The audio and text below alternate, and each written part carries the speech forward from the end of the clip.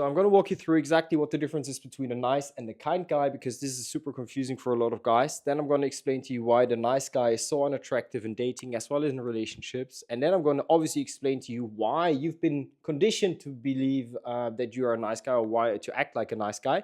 And this is going to go very deep, bro. This is something that most likely you haven't seen anywhere before. And then I'm going to give you obviously a solution, because otherwise what would be the fucking point of this video, right? So what's the difference between a kind guy and a nice guy? So mostly it is the motivation behind their actions. A nice guy acts a specific way. Let's say brings flowers to the first date, always cleans the household, always helps in the household, and is generally super pleasing with women, because he is afraid that she's going to leave him if he doesn't do all these actions. So there's a covert contract between him and the recipient of his actions, out of a fear of abandonment. Yeah, we're going to go into that in a second, yeah, when we talk about why it happens. Now, because of this fear of abandonment, the nice guy is afraid to speak up, he's afraid to say no, he's afraid to speak his truth, and he's always walking around with like a mask on. He's playing a role. The kind guy, he doesn't give a shit whether or not that person leaves, yeah, whether the woman leaves. He does his thing because that is his principle. He does this out of genuine conviction, not because he seeks approval, not because he wants to desperately be seen by this woman or be heard by this woman. Yeah, and because of that, he conveys strength, the kind guy, while the nice guy, Kevin, conveys fragility, weakness, because women pick up on Kevin's neediness to be seen and to be approved. And because of that, and nice guys, I call them Kevins, by the way, I'm sure by now you fucking figured that out as well. And because of this fragility that Kevin conveys compared to Hercules, which is a kind guy, this fragility triggers a lot of anxiety subconsciously. It sets the nervous system on fire in the woman that he's with, around with. Yeah. So what do I mean by that? Or why do these why does his nervous system get set on fire? Because it violates Kevin's lack of assertiveness, Kevin's lack of masculinity, Kevin's lack of like actually being his true authentic self, triggers the need in a woman of like it's essentially he creates a lack of safety. He conveys that he can't lead, and he also conveys that he's too afraid to help her live out her wildest fantasies, which are 3 of the 5 prime desires that every woman has. Yeah, so those 5 prime desires are emotional safety, physical safety, emotional connection, fantasies, and leadership. And Kevin violates safety, both actually. So then leadership and fantasy. So it's actually 4 fucking prime desires he fucking violates. Yeah. The only good thing that Kevin has going for him is some sort of compassion and empathy.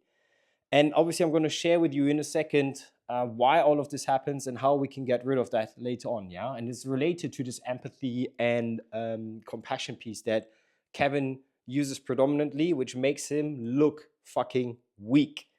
Now, why does Kevin's, let's say, lack of assertiveness make women feel that he is not the guy? Why does it make her feel unsafe? Why does it make her feel that you can't lead? Because Kevin will constantly struggle to set boundaries. He will have a belief system that will sound like, or he runs on a code essentially. Like imagine that you are like a MacBook and you run on a specific kind of software, which is a code, and your body is the hardware. So the hardware that is walking around through life, yeah, is being guided by a code, directed by a code, and that code is like full of bugs, and those bugs will say, if I say no, she'll stop. She'll leave me. If I say no, she'll stop loving me. If I set a boundary, she'll leave me. If I don't please her or appease her, she is going to leave me. All of these things will convey that you are afraid of her, that you are afraid to be a man with her, around her. And that means that you're conveying, because she's going to pick up on that, she's going to test you, and she's going to push your buttons, right? Let's call her Jessica, she. So Jessica is going to push all your buttons, and she's going to realize you always, like, you're spineless. You can be pushed over. You're a doormat. You never stand up for yourself. And if you cannot stand up for yourself, how is she supposed to trust you to stand up for her?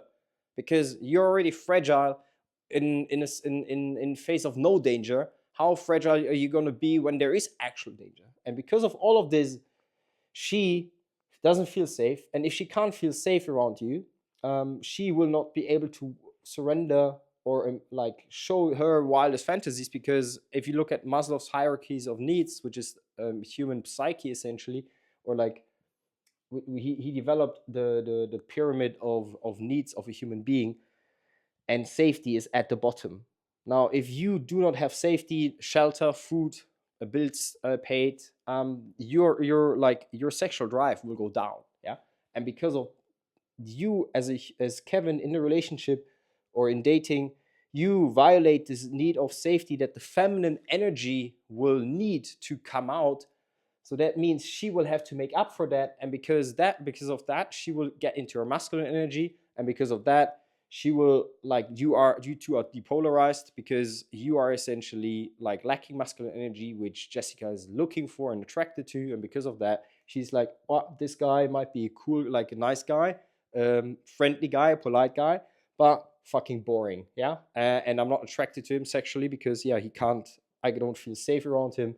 And this is all happening subconsciously, bro. She's not even, most likely not even aware of it. And that's why a lot of women say they didn't want a nice guy, but what they actually mean, they want a kind guy, yeah.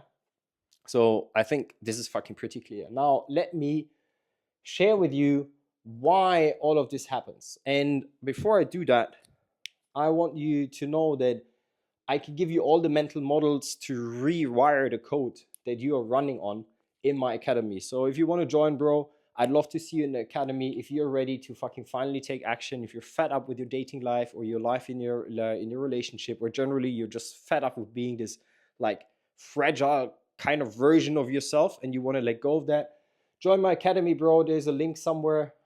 Click it, join, and I'm gonna fucking change your life. Now, let me show you why all of this happens. And I call it the triangle of hell. And I've been through this myself, bro. I used to be a Kevin, bro. That's why I understand you. That's why I can read your mind so well, right? And by the way, bro, I'm not shaming you. I'm not judging you, because I know it's fucking tough, man. I know it's fucking tough, you know? So I was raised as this typical nice guy by my grandma. If you've been following me for a while, I'm sure you're fucking tired of this story already. But essentially, I was raised by my grandma in a very feminine way. And on top of that, I was conditioned, the code that she imprinted on me was, don't be loud, don't take any risks, make sure the neighbors love you, make sure that everyone likes you, always apologize. Yeah. Always, essentially, she said, always seek approval. That was the general message framed in a different way. And on top of that, there were some other things, and I'm going to get into that. Yeah. So the way that my grandma raised me turned me into this nice guy. So that was a conditioning that was happening. And the triangle of hell, as I call it, is essentially, it starts with how you've been raised. It starts with your childhood. Now, there's this word trauma, and every time I mention that around a man, they freeze. They're like, oh my gosh, no, trauma, I'm a man, I don't experience trauma. Bullshit, bro. You do. You're just too fragile emotionally to admit it. And I've been there myself. So it will, like, I hope you're open to listen to this. If trauma, let's call it childhood code instead of childhood trauma. You know what? Fuck that. Fuck trauma. Trauma doesn't exist. It's the childhood code that you're running on. Now, I was sort of raised on the worst code possible. I was raised with an absent father, so my dad wasn't around. Then on top of that, I had a very like controlling mother, which was my grandma. My grandma raised me, yeah. I lived with my grandma. She drove me to school and all of this shit, you know. Then on top of that, because my mom wasn't completely gone, but there's something called enmeshment. That's when your personal boundaries as a child are being violated by your parents. Now, my mom was essentially said, I see you as a friend, not my son. I'm not sure that's what you want to hear as a son, because it made me realize, okay, only if I am showing up as a friend will she love me. Fun fact, I hugged my mom for the first time when I was 22. That's how fucked up I was, and that's how fucked our relationship was, yeah? So I had this enmeshment going on where I didn't feel safe to be myself, and I had this feeling of pure like inadequacy, and unless I prove myself to my mom, otherwise I'm not going to get her love. My dad never said to me that he's proud of me. He still to this day doesn't fucking know what I'm actually doing. But that's fine. I don't blame any one of them. They had their own shit going on, so it's fine. It happens. I don't want to say I've forgiven them, but whatever. So I never got the validation from my dad. Essentially, I never got the validation from my mom. Yeah, let's put it here.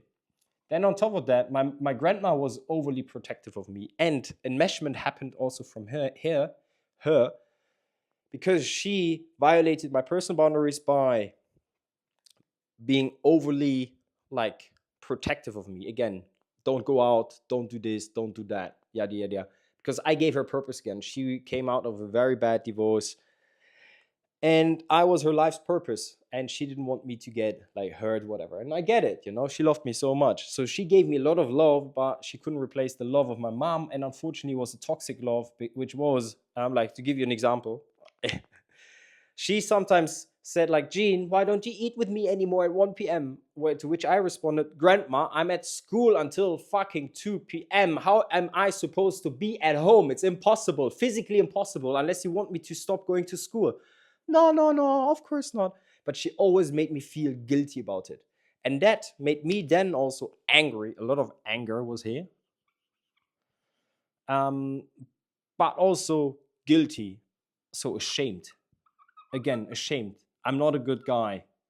I'm not a good son. I'm not a good grandkid, whatever. And on top, she, like, when I was 14, she always walked into my shower, or like not into the shower, sorry, that was came out wrong, like, but like into the bathroom. And even though I begged her not to do it, she always violated the boundary. So all of this essentially meant I am unworthy. I need to protect myself against the world. And if I show my true self, I'm fucked because I'm unworthy. I have to be extraordinary, otherwise I'm not going to get love. But if I show my true self, I'm going to get shut down by my grandma. So it's better to play a specific role or mask so that I get at least some love. You know, that was my interpretation. Whether or not this was true doesn't matter, bro. That was how I interpreted the actions of the people who raised me. And as a result, I created a specific line of code, which I call the childhood code, which is part of the childhood hell, I would call the triangle of hell.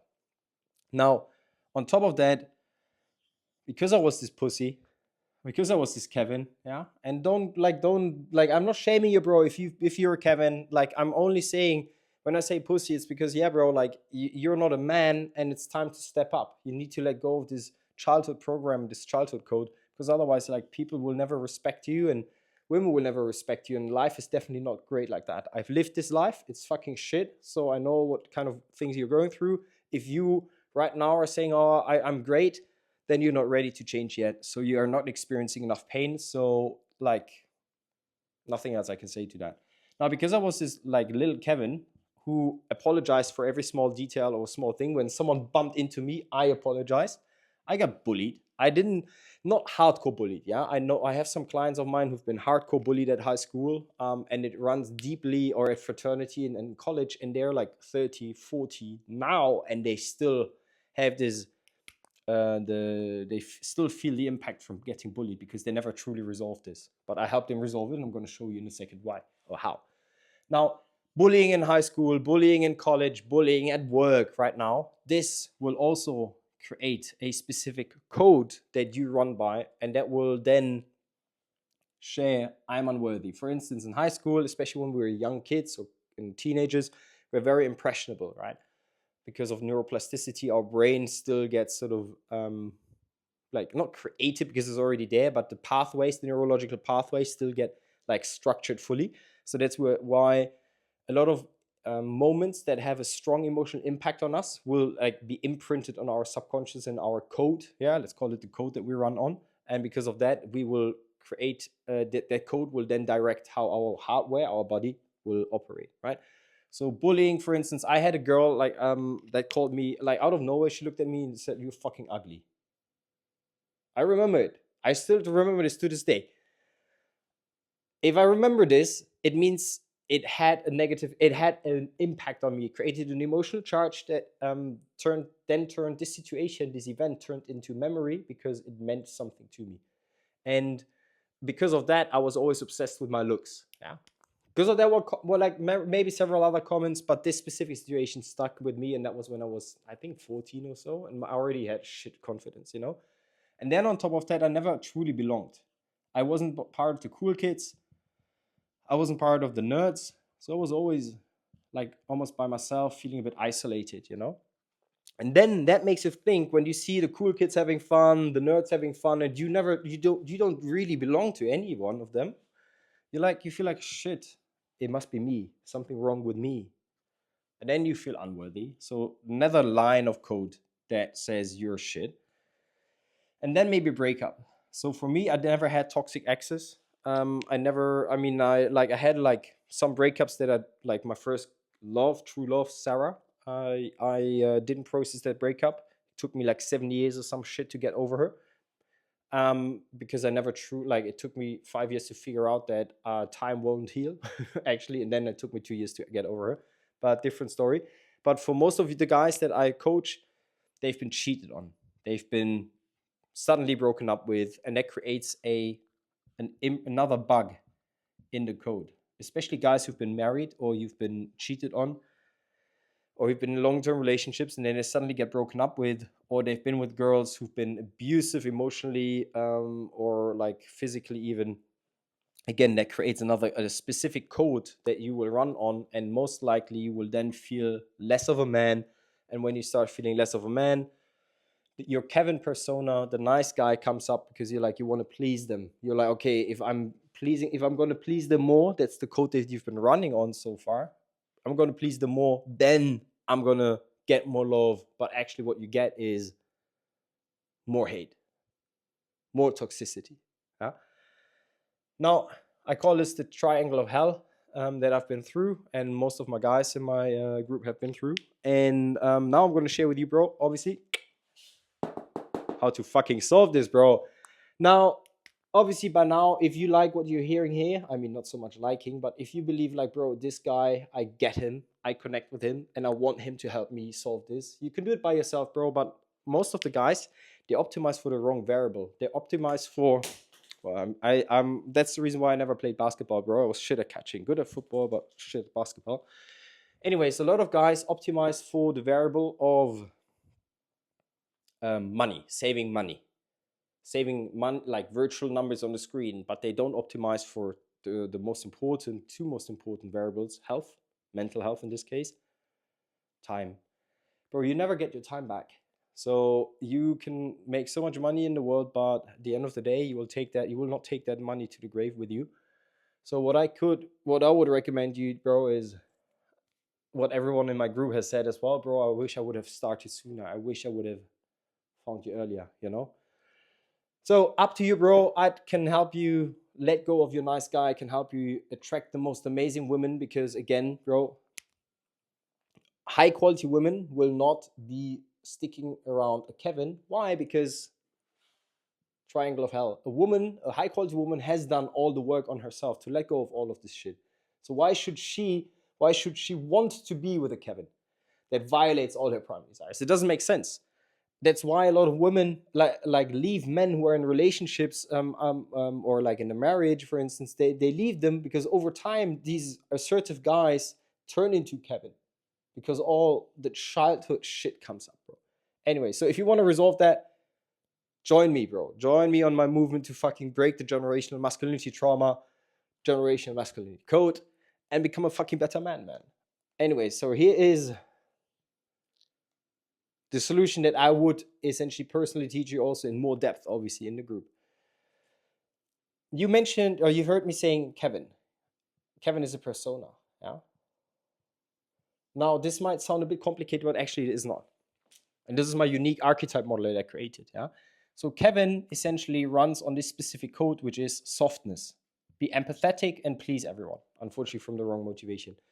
He's essentially driven by two archetypes, Noah and Martin. Yeah, those are the two archetypes that he's driven by, which are like essentially his feminine energy. Yeah, in his shadow. Now you might be like, what the fuck is that? Don't worry, you'll get there. I'll teach you. Bro. But fundamentally, all you need to know right now is Martin and Noah are in his feminine, is his anima or animus, fuck it, a feminine energy. And you need to integrate the other two archetypes, Patrick and Don Juan, which is your masculine energy. You need to become more assertive. You need to let go of all of this. And how do you do that? By integrating the side of yourself, your personality, the code that you've been ignoring. You have a hardware that is running on a specific code, but the code is not complete. It's missing something, and it's missing Don Juan and Patrick. It's missing the masculine energy. It's missing assertiveness. It's missing leadership. It's missing confidence. It's missing you like being able to be yourself. All of those things will allow you to say no when you don't want, when you want to say no. It will allow you to put the girl in her place when she's acting up, when she's disrespecting you. Because again, it will allow you to not tolerate disrespect, because you will not be afraid of being alone anymore. It will allow you to walk away, not per se from the relationship, but from the situation. It will allow you to not stonewall her. It will allow you to never have these fucking like blow up arguments, these like atomic bomb arguments over small things, bro. All of this will be gone once you start integrating your masculine archetypes. Like, do you understand why it is so fucking difficult, bro? And I'm so energetic and passionate about it because I've been through this, bro. And my life changed here, bro. My relationships were so fucking epic once I started integrating Don Juan, the Patrick, bro. Because I was finally myself. I was finally confident, magnetic. I walked into, like, especially in dating, I walked into the restaurant or the venue, and like people were turning around, and I had like the hottest chicks with me, bro. I'm not a male model, bro. I'm handsome, but not a male model. But I am myself. I am confident. I am masculine, and I can essentially, and because I am this, I am all of this. Yeah, I've integrated my feminine in my masculine.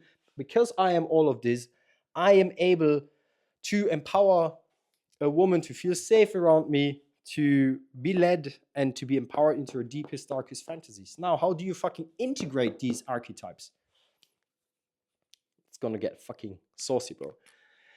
We need to remove the shame that you have around masculinity, because you've been conditioned to believe that masculinity is bad, that it's toxic. But masculinity isn't toxic. Absence of masculinity is toxic. And how do we integrate this masculinity? How do we remove the shame? By asking yourself some questions, like powerful questions. What are you so ashamed of about masculinity? What do you hate about yourself? This one is one of the most powerful exercises that I give my guys in my coaching, is like going to look into the mirror and not shout like some stupid affirmations that you don't even believe in, because you don't believe they will not work anyways. You need to look into the mirror, look at yourself naked, and then ask yourself, okay, what do I hate? Are you proud of what you see in the mirror? If not, those are your insecurities that will create, those are the insecurities that will then show up in your relationships and in dating. Because if you do not accept yourself for the person that you are in that moment, you will not be able to have a woman accept you, because she will sense that you don't accept yourself. Now, I'm not saying that you should use that as an excuse to be fat and not do the work, because as the Stoic says, Marcus Aurelius, or Epictetus, man, I always forget his fucking name, Epictetus, whatever, live under the principle of arete. To live in harmony with nature, you have to become the best possible version of yourself. You can't live in harmony with nature if you're like a fat fuck, bro. No, can't. I'm not even judging you, bro. It's unhealthy. And so when you look in the mirror, observe what you hate about yourself. Feel the sensation in your body, the shame that comes up. And then write it down. Say it out loud. Oh, I hate my ears. Bro, I have pointy ears. I look like fucking Legolas without the fucking long hair and without the bow and arrow. Man, I really, one day I'll learn this, bro.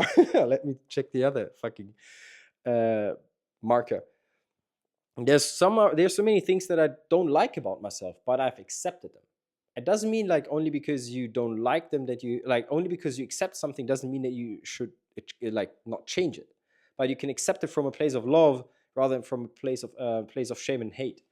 Now, on top of that, what is really really powerful, and I'm going to give you light version because I don't want to fucking scare you, is like go into the forest or like somewhere where there's privacy and then just fucking scream it out like "Argh!" Like, you might think, bro, are you fucking crazy? Are you like, this is so cringe? Of course you will think that. It's cringe because it's unfamiliar. It's not cringe, it's just unfamiliar for you. And my guys in my coaching, when we do in-person events or on the Zoom calls, we do these kind of exercises. They're like, bro, I felt so much resistance. Yeah, because you've been told that this is bad, this is weird, this is whatever, it's unmanly, but it's so liberating. This will help you liberate the shackles from society and like rewire the code that you've been running. And because why is all of this so powerful?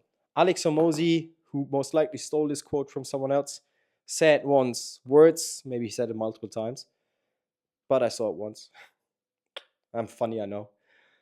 Right now, look, you might be thinking, what is this guy for real, bro? What a fucking weirdo. But at least I'm myself. I like myself, bro. Words, okay, what did fucking Hormozy say? Words that cannot be said will forever hold power over you. Because of this quote, these, like, once you understand and like internalize this quote, you'll understand why it is important to understand what you're ashamed about and what you hate about yourself. Because when you can finally admit that you don't like your physique, that you don't like the nipple, bro, like people actually bullying, coming back to bullying, people always made fun of my nipples. I mean, you can see them now, right? Look, they're big. People always made fun of that. I used to fucking hide my nipples, bro. Like, honestly, like I was so afraid. But now that I'm okay with accepting that I have big nipples, I mean, now I've made myself horny, bro. now, once I've accepted that, suddenly it removes the power over the nipples. And like if someone says you've got big nipples, I'm like, yeah, that is true. Objectively, that is true. I believe that my nipples are above average size. So what? You know what also is above average size? That was weird. Anyway, so you see how powerful this is, and now I'm going to give you one more exercise, the fear matrix. So this is super actionable as well, practical. And again, bro, if you want like help with all this, but like if you want to do this together with cool guys and with my guidance, join my academy, bro. We have plenty of calls per week where we work through this. But anyway, so fear matrix. Let's go back to the fear matrix. On a scale from 0 to 10, map out your biggest fears. So you can ask yourself, what am I afraid of? And then you rate these fears that you have from 0 to 10. And then there will most likely be some fears that will be a 10, then 9, then 8, and 7, blah, blah, 5. And then you ask yourself, okay, which of these activities have I done recently? Let's say cold approaching, talking to a girl. Let's move this a bit. So if talking to a girl is a 10 for you, ask yourself, okay, talking to a stranger, what would that be? Maybe 6, 7? Okay, maybe it's a 7. And then ask yourself, okay, what activities are a 6 that I'm already doing? And you're like, okay, I don't know. Asking for help at the gym. You're like, okay, actually, the gap from 6 to 7 is actually not that big, so I can actually start talking to strangers and compliment them, for instance, yeah? And then you work yourself up, like from 6 to 7, from 7 to 8, from 9 to 8 to 9, and from 9 to 10. Because if I were to tell you, if talking to strangers is a 6 and talking to women is a 10, and you are currently your max, you maxed out in terms of taking action and working through your fear is a 5. If I were to tell you just talk to girls, you'd shit your pants. So it would not desensitize you. It would give you PTSD, bro. So that's why you would need to just work your way up through your fears. Yeah, and if you want accountability and guidance with this, again, join my academy. With that being said, love and peace. Crush your day, bro. Ciao, ciao.